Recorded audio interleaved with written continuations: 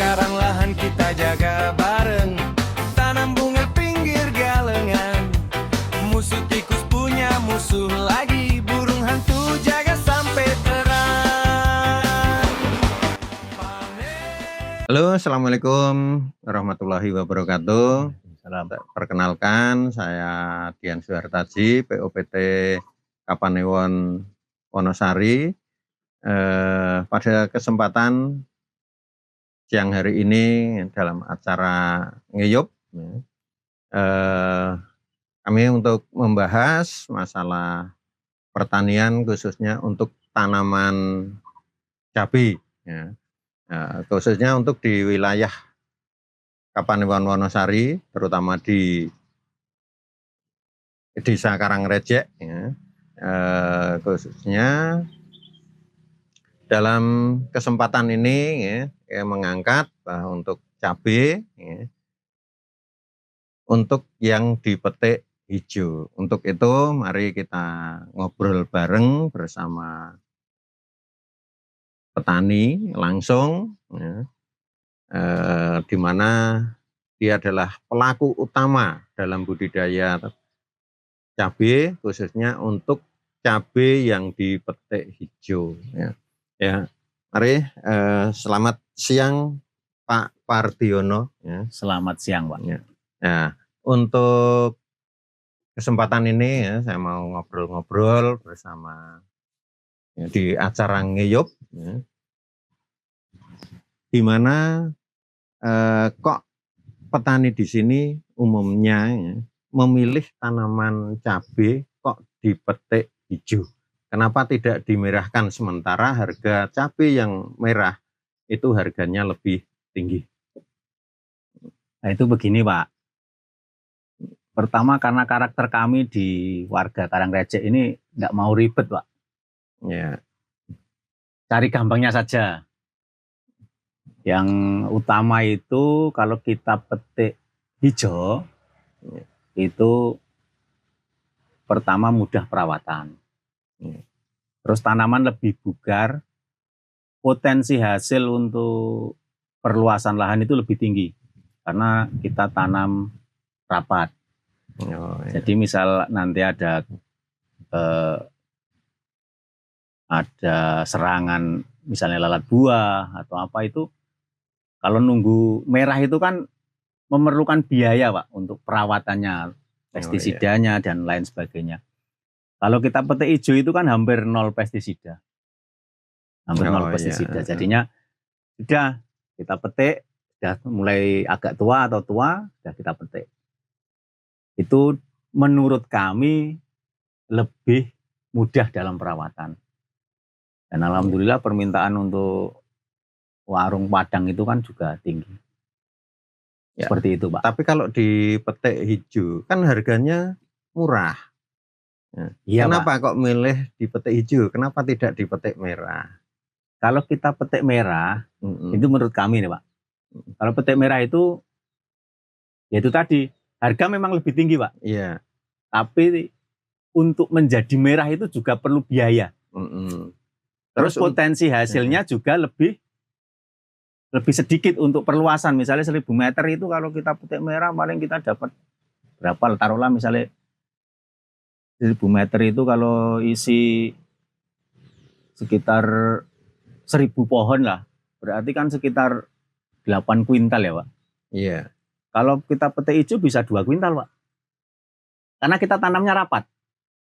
Kalau kita petik merah, iya, itu kan kalau kita petik merah itu kan kita tanam jarak dengan jarak normal standar 60, 80 kan gitu. Iya. Kalau kita petik hijau itu kan kita tanam lebih rapat Pak. Karena kita tidak perlu sirkulasi udara lagi. Sirkulasi udara yang istilahnya kurang, tetap dia bisa berbuah, hijau petik, itu saja. Oh ya.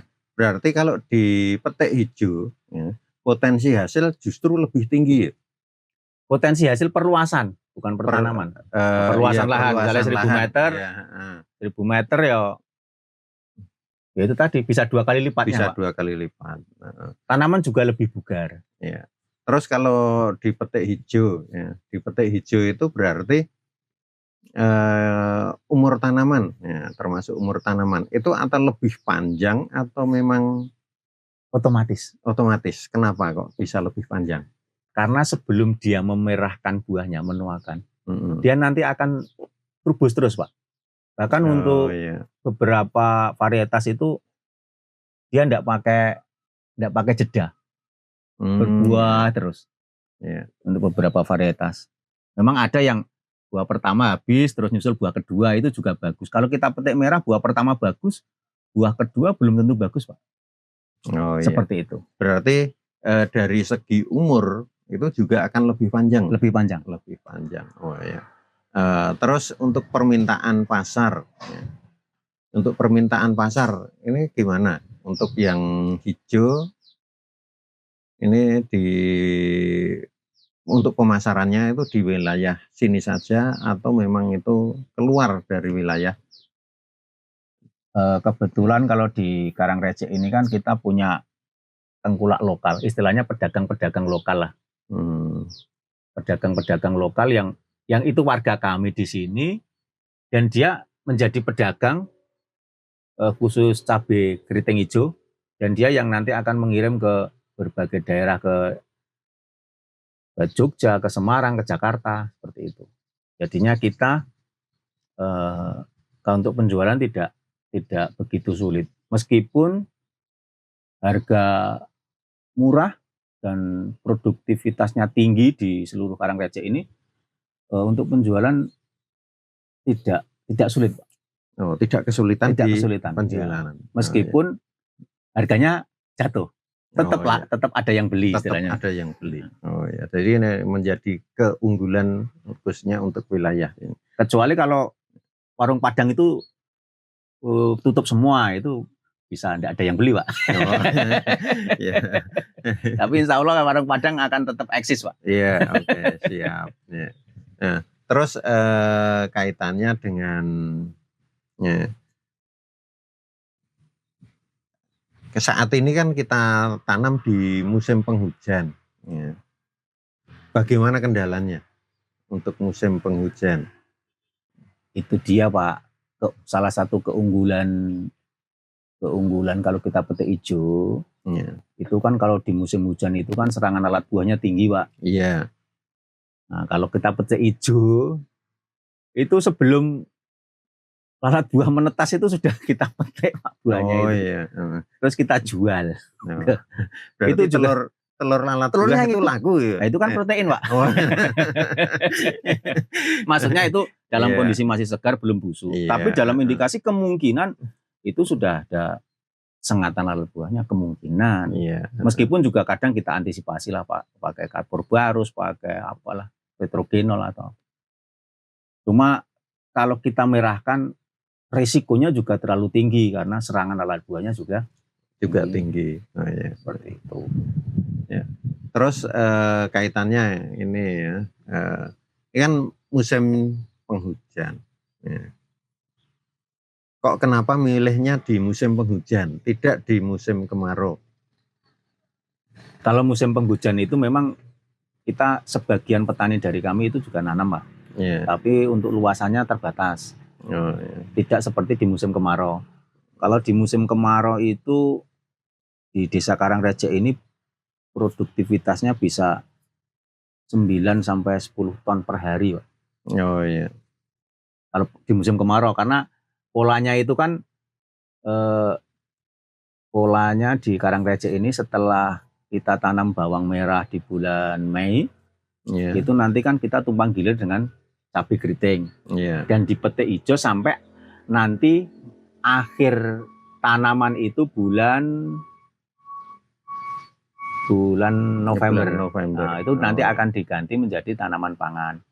Tapi di bulan November itu, bagi sebagian petani yang mempunyai lahan lebih, Yeah. dia bisa nanam padi.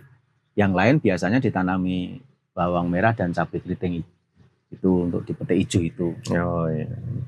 Jadinya kalau di cabai keriting itu sudah di Karangreje ini yang melekat, Pak. Oh iya. Karena ada budaya sayur lombok hijau lah. Nah, Apalagi nanti ada bidikan-bidikan di bulan Mei, Juni itu sudah musim rasulan, Pak. Nah, itu nanti ya harapannya harganya Harganya naik. meningkat. Oh, Karena selain iya. pasar untuk yang Iya. rutin itu nanti biasanya kalau sudah mulai musim rasulan di Gunung Kidul itu harganya akan naik. Oh, iya. Biasanya seperti itu. Ya, selain itu musim rasulan, ya khususnya ini kan apakah harga itu stabil atau kalau musim penghujan itu memang harganya beda? Kalau itu fluktuatif, Pak. Kita nggak Fluktuatif. Iya. bisa nebak-nebak gitu. Misalnya begini, Pak. Kadang kita musim hujan, Iya. terus kita perkirakan nanti harganya akan tinggi. Karena yang lain di daerah lain, yang daerah persawahan pasti nanam padi. Iya. Nah, tapi ada juga, Pak, yang di daerah yang lain itu nanam cabai, yang biasa mereka dipetik merah, karena curah hujan tinggi dan terendam, dia petik hijau, Pak. Oh, Nah, iya. itu biasanya yang menjadi istilah kami collab pasar. Tapi, Prediksi tinggi, iya. harganya jadi jatuh. Iya. Tapi itu kan hanya sementara ya. Ya sementara. Iya, hanya sementara. Karena mereka paling istilahnya kalau petik hijau itu bagi yang terendam itu biasanya ya sudah, istilah kami dirampet lah. Iya. Dipetik semua lah, dari yang sudah tua, yang muda atau yang masih ewek-ewek itu sudah dipetik semua. Iya. Nah, tapi itu juga pengaruh di pasar. Nanti akan jatuh misalnya di sekitar ya 2 mingguan itu harganya akan turun. Iya. Tapi nanti juga naik lagi. Iya. Berarti keunggulan untuk wilayah sini ya, khususnya untuk di Desa Karangreje ya. Karena di sini lahannya lahan kering ya, lahan kering. Sehingga di sini kalau di musim penghujan ya, kan tidak mungkin terendam gitu. Ya. Kalau terendamnya tidak, Pak. Ya. Cuma kalau penyakitnya ya ada saja. Nah, itu. Karena ya namanya cabai itu kan 1000 penyakit istilah kami lah. Ya. Itu ya ada saja, ada yang layu, ada yang cuma kita lebih potensi hasilnya lebih, potensi keberhasilan dalam penanaman itu lebih tinggi karena kita tidak terendam lah, Pak. Iya. Beda dengan daerah-daerah lain yang mungkin yang daerah persawahan yang tanahnya datar itu kan kalau ada banjir ya sudah. Ya. Kalau kita kan masih bisa bertahan lah. Iya. Nah, terus kendala terutama untuk penyakit ya. Itu apa saja untuk terus bagaimana penanganannya? Kalau penyakit ini kalau di musim hujan itu jelas lebih banyak lah. Iya, lebih tinggi biasanya ya. Karena kelembapan ya. Biasanya kalau kita musim hujan itu beda, Pak. Meskipun kita petik hijau, kalau musim hujan itu kita biasanya mengatur di jarak tanam. Iya. Beda kalau di musim kemarau yang tumpang gilir itu kita jaraknya paling 30-40. Kalau ini biasa kita 50-40 atau 40-60 lah. Meskipun nanti akan pengaruh di potensi. Iya. Tapi lebih aman lah dari serangan. Cuma kan kendalanya ini kan tanahnya nggak pernah istirahat, Pak. Iya. Jadi penyakitnya nyambung ya. Iya. Seperti itu. Terus untuk penanganannya untuk sementara ini kalau keriting hijau itu kan hampir tidak ada patek, Pak. Antraknosa itu hampir tidak ada. Iya. Karena sebelum ada serangan sudah kita jual. Iya. Kira-kira seperti itu. Kalau lalat buah ya biasa, Pak, disemprot. Mungkin Revenovos atau kita pasang-pasang perangkap petrogenol, seperti itu, Pak. Terus kaitannya dengan penyakit ya. Kan di daerah-daerah yang lain itu kan marak dengan virus kuningnya. Kalau di wilayah sini kebetulan ya, atau memang di sini memang tidak ada serangan untuk virus kuning.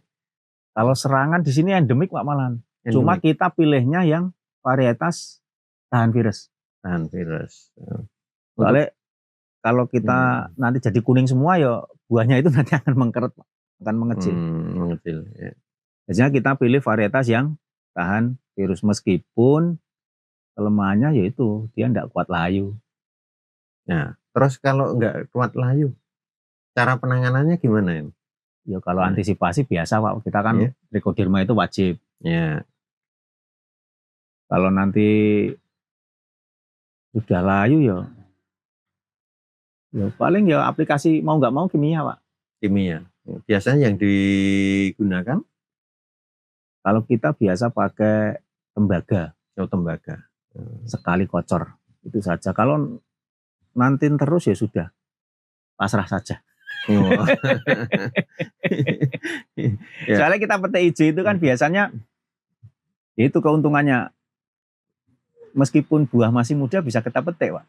Iya. Jadi misalnya sudah, wah ini ada gejala layu, ya sudah habiskan saja buahnya, nggak nunggu tua lagi. Ya. Meskipun kalau petik hijau itu kan kita buah muda kita tinggal Pak. Kita Iya. petik yang warna hijau tapi sudah tua. Dipilih yang tua. Karena kalau masih muda itu kan bobotnya juga kurang. Ya. Terus ini untuk penanganan khususnya melihat ya kan, tanaman juga sangat bagus, ya. Produksinya juga tinggi, ya. Tapi khususnya untuk rumput, ya, untuk kan, apakah itu tidak dilakukan penyiangan atau memang ada trik tersendiri khusus untuk penanganan? Kenapa kok tidak dibersihkan sampai bersih? Ya? Kalau misalnya kita tanam pakai mulsa Pak, Ya. itu kalau dipangkal di lubang tanam, kalau sudah berbuah kita tidak berani cabut Pak.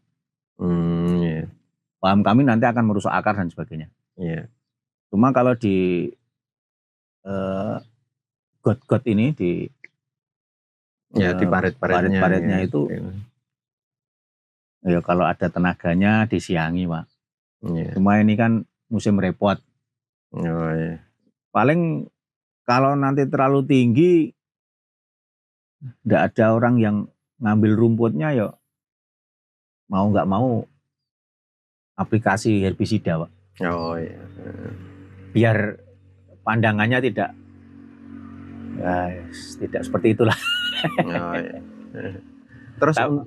ini untuk pemetikan, ya. Petik pertama, ya, itu untuk lahan 1000 meter, ya, kalau dipetik hijau itu bisa mencapai berapa rata-rata? Paling petik pertama itu kalau 1000 meter paling 15-20 kilo. 15 sampai 20 kilo. Terus untuk interval petik yang kedua dan seterusnya. Nah, nanti biasa petik pertama itu, ini kita bercerita di musim kemarau ya, Iya. dengan populasi tanaman yang rapat. Untuk 1000 meter itu, ini kalau tempat saya itu paling 15-20 kilo. Iya. Petik kedua sekitar 100-an kilo lah. Peningkatannya luar biasa. Peningkatan luar Iya. biasa. Nanti untuk selanjutnya itu rata-rata sekitar 2 kuintal. Per sekali petik. Ya. Per sekali petik setiap 7 sampai 10 hari sekali. 7 sampai 10 hari sekali. Oh iya, luar Terus biasa. nanti kalau karena kita tumpang gilir, itu biasa kita mulai panen itu di akhir Agustus. Oh iya. Atau Agustus lah. Itu nanti bisa nyambung ke September, Oktober, sekitar 3 bulan lah.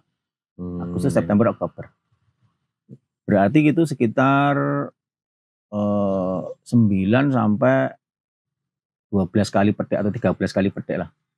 Ya, luar biasa, Pak. Rata-rata kalau itu per petik ya 2 kintal udah berapa aja itu. Kalau harganya pas kebetulan harga tinggi kan nanti puncaknya itu dipetik ke 5 ke 6. 4, 5, 6 itu puncaknya Pak. Itu bisa lebih dari 2 kuintal. Per 1000 meter? Iya. Oh, iya. Dengan syarat kita tanam rapat. Oh, iya. Nah nanti setelah petikan ke-7 itu biasanya landai. Turun lagi ke 2 kuintal atau rata-rata lah atau kurang sedikit. Terus sampai perawatannya bagaimana, nutrisinya bagaimana. Kalau biasanya kan kalau kita habis petik itu rata-rata petani di sini Pak, habis Iya. petik langsung dipupuk. Petik langsung dipupuk. Langsung dipupuk. Setiap kali petik langsung dipupuk. Iya. Nanti begitu sudah mulai awal buah, itu Mhm. pertama kita susuli pupuk kandang. Sudah berbuah disusuli dengan Buah pupuk. pertama itu susuli pupuk kandang. Heeh. Setelah petik kedua Mhm. pupuk lagi. Pupuknya biasa kita pakai NPK plus KCL Pak. Itu saja. NPK plus KCL. Ya. Rutin setelah Ya, dipetik. taruhlah seminggu atau 10 hari sekali. Oh, Itu iya. dipupuk terus. Terus untuk dosisnya Paling naik Kebutuhan 1000 pupuk, meter ya. rata-rata ya puluhan kilo. 10 kilo. Misalnya 10 cukup. kilo 7 kilo NPK, 3 kilo KCL-nya. Oh, iya. Kalau pupuk kandangnya yo dan tidak bisa ditaker Pak. Oh, Karena iya. itu kan produksi sendiri. Produksi sendiri. Terus Ya. kita bawa 1000 meter yo 1 engkel lah. Satu engkel berarti ya kurang lebih sekitar 2 ton. 2 ton atau Ya, lebih. kan kita tanam bawang merah pakai pupuk itu. Mm-mm. Ya taruhlah nanti disusuli lah 1 ton lah. Oh, iya. Kalau pas sudah mulai buah. Iya. Itu nanti lebih kuat Pak. Tanaman umurnya lebih panjang. Tanamannya umur lebih panjang. Tergantung Berarti kalau produksinya enggak lebih. istilahnya ketabrak tanaman padi bisa diperpanjang lagi. Iya. Berarti nanti tanaman bongkar ya, kalau di musim kemarau berarti pada saat musim tanam padi. Iya, pas MH1 itu Apa enggak sayang kalau seandainya pas pada saat itu harga tinggi? Ya karena lahannya terbatas mau nggak mau Pak. Soalnya kita juga nggak bisa ninggalkan padi. Misalnya seperti saya lahannya terbatas ya sudah. Karena ibaratnya petani itu kan naluri. Kalau kita meninggalkan pangan semata-mata demi istilahnya duit ya bagaimana lagi? Kita tidak bisa Pak. Padinya tetap kita tanam, tapi tidak semua. Biasanya kita menghitung anggota keluarga. Oh, ini satu keluarga misalnya saya 5 orang lah. 5 orang itu nanti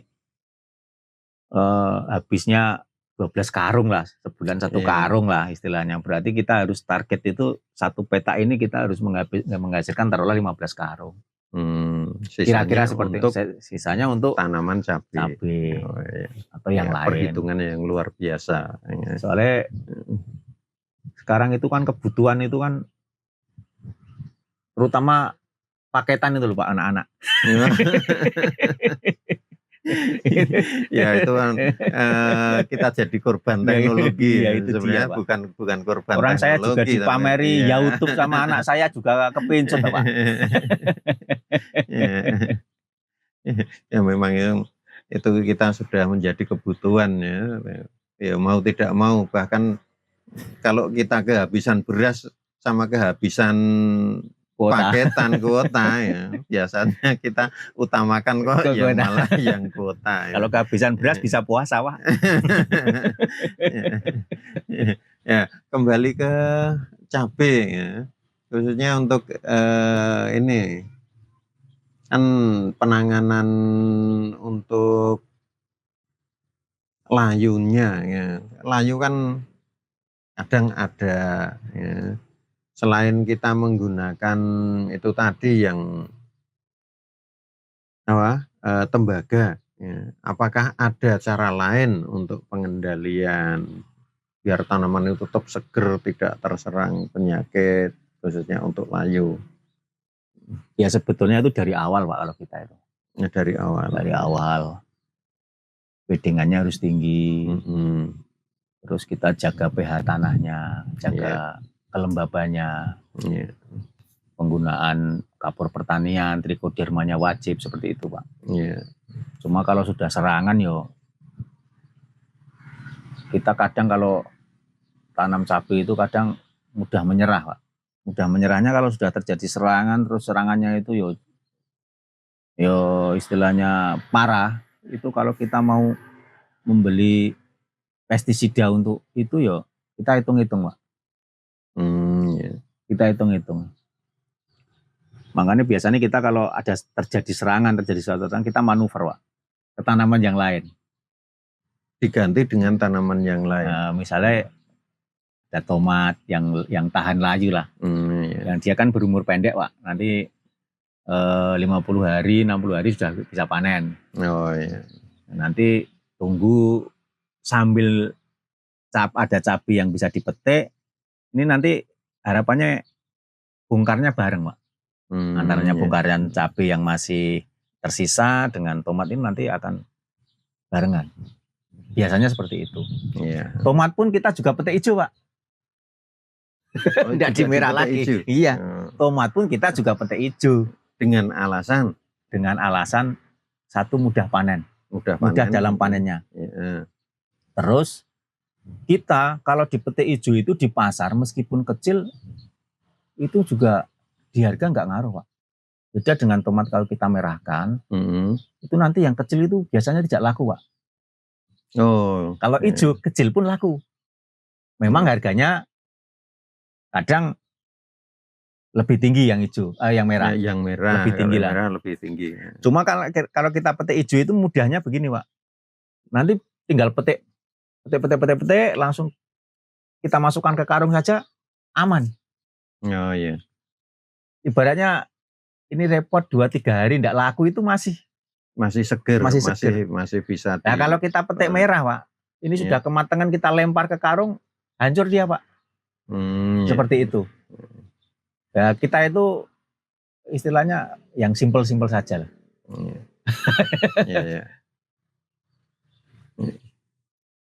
Oke, ya. Ini kan termasuk kearifan lokal ya. Jadi untuk tanaman ya, ini tumpang gilir.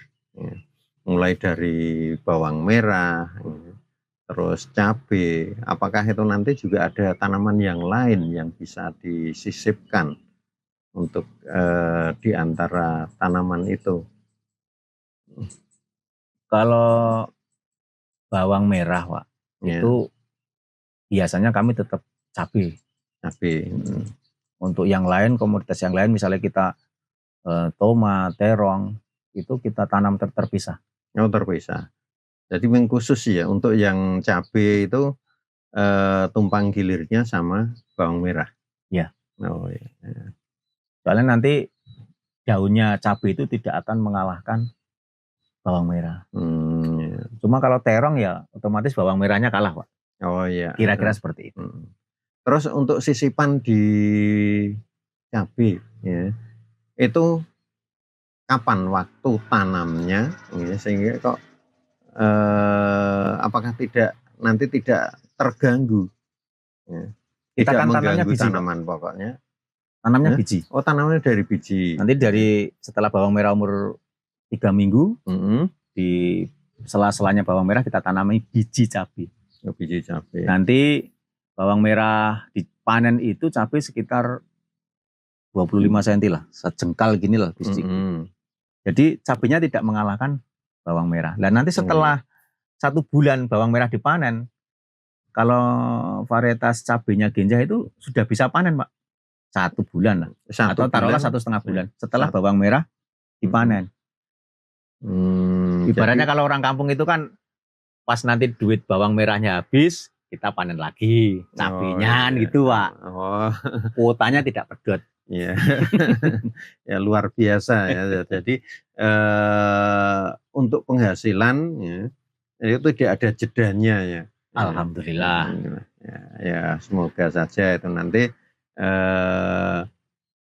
produksinya tinggi, ya, hasilnya terus berkelanjutan. Amin. Terus itu nanti yang jelas tidak banyak kebutuhan. Iya, tidak banyak kebutuhan ya.